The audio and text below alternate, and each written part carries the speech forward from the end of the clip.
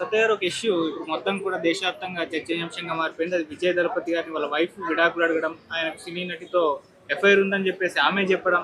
ఇప్పుడు ఆయన పొలిటికల్‌లో ఉన్నారు కాబట్టి ఇంకా హల్చల్ చేస్తుంది. అసలు ఏం చెప్తారు దీని గురించి? నిప్పులెందే పొగ రాదండి. ఆయనకి ఏదో హీరోయిన్‌తో ఎఫ్ఐఆర్ అయితే ఉంది. అది త్రిష అయితే కాదు. త్రిష కృష్ణ ఆమె ఒక బ్రాహ్మణి యువతి, చాలా మంచిది. ఆమె కెరీర్ చూస్తే ఆమె 99 నుంచి ఉందామె. 'జోడీ' మూవీ నుంచి కూడా ఉందామె.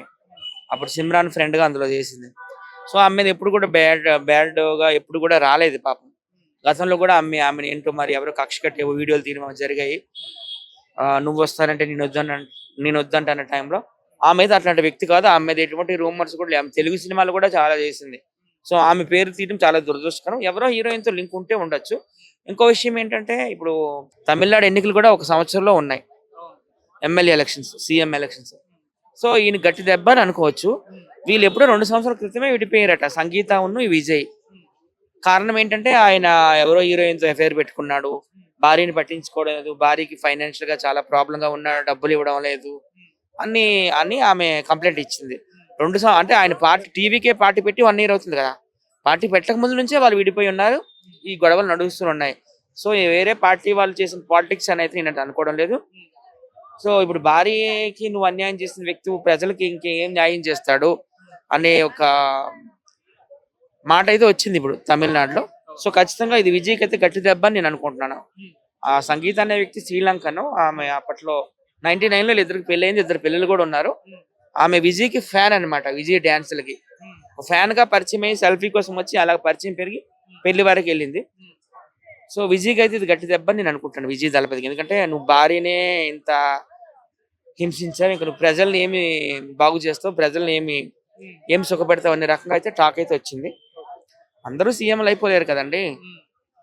తమిళనాడులో ఎక్కువగా సినిమా వాళ్ళని ఆరాధిస్తారు, మీకు తెలుసు. అప్పట్లో స్టార్టింగ్ లో నాకు తెలిసి అన్నాదురై ఆయన మూవీ రైటర్, ఆయన సీఎం అయ్యారు. కరుణానిధి ఆయన కూడా మూవీ రైటరే, ఆయన సీఎం అయ్యారు. ఎంజీఆర్ ఆయన ఒక యాక్టర్ హీరో, ఆయన సీఎం అయ్యారు. ఆయన భారతరత్న కూడా ఇచ్చారు.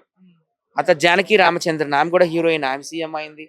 జయలలిత ఒక హీరోయిన్, ఆమె కూడా సీఎం అయింది, నెంబర్ 1 అయింది. ఆ తర్వాత స్టాలిన్ కూడా ఒక మూవీ యాక్టర్, టీవీ యాక్టరే, ఆయన కూడా సీఎం అయ్యాడు. ఇప్పుడు విజయ్ అయితే అవడం కష్టం నాకు తెలిసి. ఎందుకంటే ఆయన ఏమీ చేయలేదు కదండి ప్రజలకి. ఇప్పుడు ఎన్టీ రామారావు గారు అప్పట్లో పార్టీ పెట్టి 83లో సీఎం అయ్యారంటే మన తెలుగుదేశం అంటే ఐ మీన్ ఆంధ్ర తెలంగాణలో ఆయన ఎన్నో సేవా కార్యక్రమాలు చేశారు, ఎక్సర్సైజులు చేశారు, ప్రజారథం మీద అంత తిరిగారు. ఆయనకి పేరు వచ్చింది కాబట్టి సీఎం అయ్యారు. ఈయన ఏం చేశాడు ఈ విజయ దళపతి ఈయన సీఎం అవ్వడానికి? ఈయన అవ్వడండి, ఈయనైతే ఖచ్చితంగా అవ్వడు. సీఎం అవ్వక ఎలక్షన్ రాకముందే ఎన్ని రిమార్క్స్ వస్తున్నాయి కాబట్టి కష్టం. దయచేసి త్రిష గారి పేరు అయితే లాక్కండి, ఆమెకి ఎటువంటి సంబంధం లేదు. ఆయన చెప్పాడు కదా బీజేపీ నేత, ఇది నా తర్వాత కూడా ఆయన ఒక స్టేట్మెంట్ ఇచ్చారు. ఇది నేను మాట్లాడిన మాటలు బీజేపీకి ఏం సంబంధం లేదు, ఇది నా పర్సనల్ అని చెప్పేసి ఆయన తర్వాత సారీ కూడా చెప్పడం జరిగింది త్రిష గారికి. నీవే నిప్పులు మళ్ళీ ఇప్పుడు నిజమే వాళ్ళ విజయ్ దళపతికి అతని భార్యకు గొడవలని విడాకులు తీసుకుంటున్నారు. మరి అతను చెప్పిన మాటలు ఇది నిజమేనా? ఆయన చెప్పిన మాటలు నిజమై ఉండొచ్చు, కాకపోతే హీరోయిన్ వేరే, త్రిష గారు కాదు. ఇప్పుడు నేను విజయ్ దళపతికి సపోర్ట్ చేయడం లేదు. ఈ సంగీత జీవితం అన్యాయం అయిపోయింది కాబట్టి ఒక ఆడపిల్ల జీవితం, 2 పిల్లలతో, ఆమెకే నేను సపోర్ట్ చేస్తాను.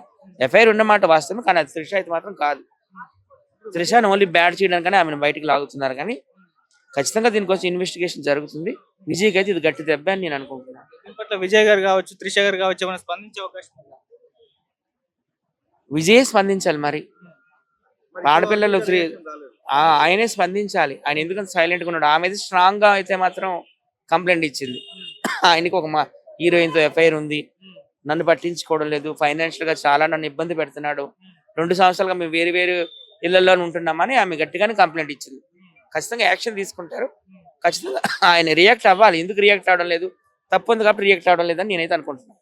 ఏం నష్టం ఉండదు, కానీ దాన్ని ఉపయోగించుకోవచ్చు. ఆయన అడ్వాంటేజ్ గా నన్ను ఇలా హరాస్మెంట్ చేస్తున్నారు స్టాలిన్ గవర్నమెంట్ అని ఆయన ఉపయోగించుకొని ఇంకా ఆయనకే ప్లస్ అవుతుంది.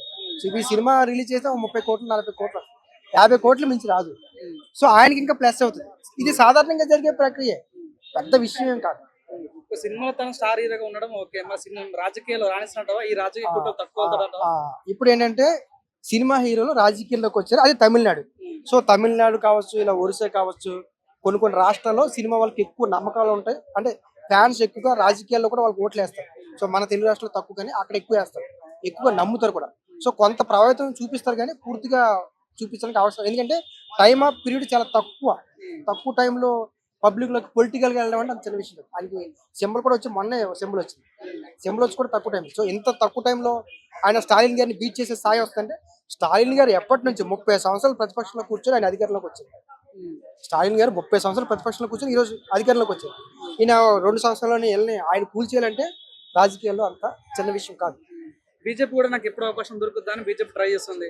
ఇప్పుడు బీజేపీకి కూటమితో ఉన్నటువంటి జనసేన కూడా టీవీకే సపోర్ట్ గా ఉండబోతుంది అన్నట్టు వార్తలు వస్తున్నాయి. ఎలా ఉండబోతుంది ఒకవేళ విజయ్ తలపతి పవన్ కళ్యాణ్ కలిసి ఎలా ఉండబోతుంది మరి తమిళనాడులో?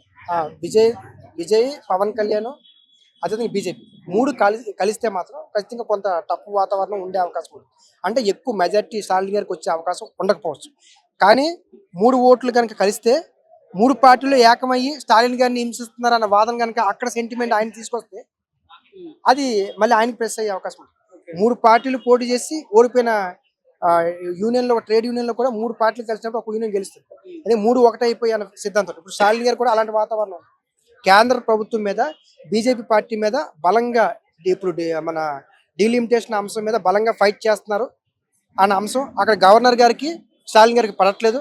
కేంద్ర ప్రభుత్వం మీద నరేంద్ర మోడీ గారి మీద అనేక పెద్ద విమర్శలు చేసిన వ్యక్తిలో ఈయన ఒకరు. అరవింద్ కేజ్రీవాల్ గారి తర్వాత, మమతా బెనర్జీ గారి తర్వాత స్టాలిన్ గారు ఆ స్థాయిలో ఉన్నారు. అంటే అక్కడ ఉన్న ప్రాంతీయతత్వం అంతా కూడా స్టాలిన్ గారికి ఫేవరబుల్ అయ్యే అవకాశం ఉంటుంది. విజయ్ గారు నరేంద్ర మోడీ గారితో ఫైట్ చేస్తున్నారా? లేదు. పవన్ కళ్యాణ్ గారు నరేంద్ర మోడీతో ఫైట్ చేస్తున్నారా? లేదు.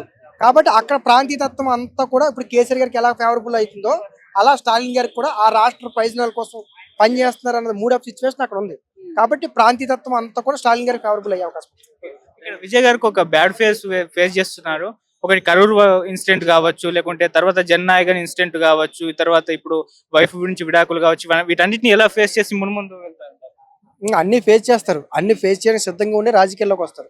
సో కరూరు అంశం అనేది టీవీకే పార్టీకి చాలా పెద్ద నష్టం. ఎందుకంటే ఒకరు కాదు, ఇద్దరు కాదు, 41 మంది చనిపోయారు.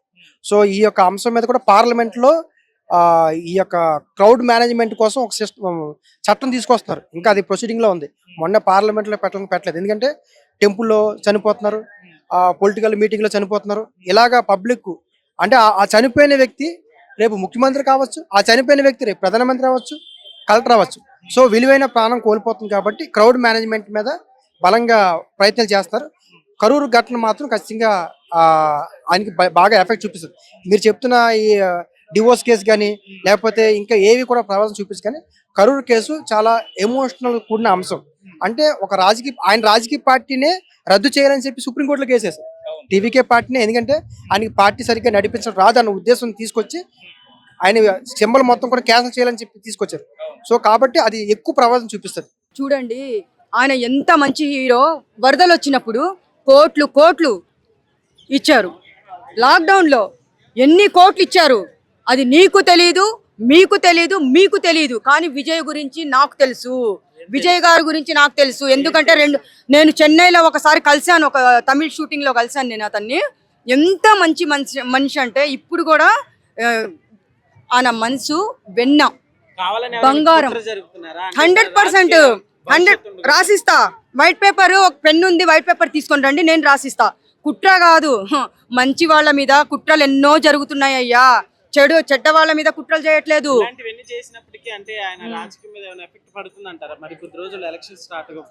చూడండి, అతను ప్రజల కోసం వస్తున్నాడు. పాలిటిక్స్ అంటే ప్రజలకు సేవ చేయాలని వస్తున్నాడు. మీరు రాజకీయంలోకి రాకముందు కోట్లు పెట్టాడు ప్రజల కోసము. అది మాట్లాడుకోవాలి ఫస్ట్. ప్రజల కోసం కోట్లు అంటే డబ్బు. ఇప్పుడు 1 రూపాయి పెట్టడానికి అల్లాడిపోతున్నారు. ఎంత డబ్బు పెట్టాడు తెలుసా? విజయ్, సూర్య గారు వీళ్ళిద్దరు పెట్టినట్టు ఎవ్వరివ్వరు తెలుసా? వరద బాధితులకు కానీ, కరోనా వచ్చినప్పుడు కానీ వాళ్ళిద్దరు పెట్టినట్టు డబ్బు ఎవ్వరు ఇవ్వలేదు. అలాంటిది కుట్రలు. కానీ ఇతను రాజకీయాల్లోకి వస్తే మాత్రం, సక్సెస్ అయితే మాత్రము ప్రజల కోసమే పోరాడతాడు, ప్రజల కోసమే బతుకుతాడు, ప్రజలకే సేవ చేస్తాడు. విజయ్ది అంత మంచి మనసు. నేను రాసిస్తాను, నేను 100% చెప్తున్నా. నేనేం చెప్తే అదే జరుగుతుంది. అది అయితే ఇప్పుడు విజయ్ గారి అక్కడ గెలవబోతున్నట్టు కూడా తెలుస్తుంది తమిళనాడులో. అవును. అంటే బీజేపీ కూడా కొద్ది రోజుల క్రితం సినిమాను కూడా ఆపేయించడం జరిగింది. ఎలక్షన్ లో ఇప్పుడు ఒక నాయకుడు వాళ్ళిద్దరి మధ్య ఎఫ్ఐఆర్ ఉంది అని చెప్పాడు. అది ఏం చూసి చెప్పాడు? ఇప్పుడు ఒక్క హీరో పక్కన 100 మంది హీరోయిన్లు ఉన్నా కానీ సినిమాలు తీస్తారయ్యా. వాళ్ళందరితో అంటగట్టలేముగా సంబంధాలు.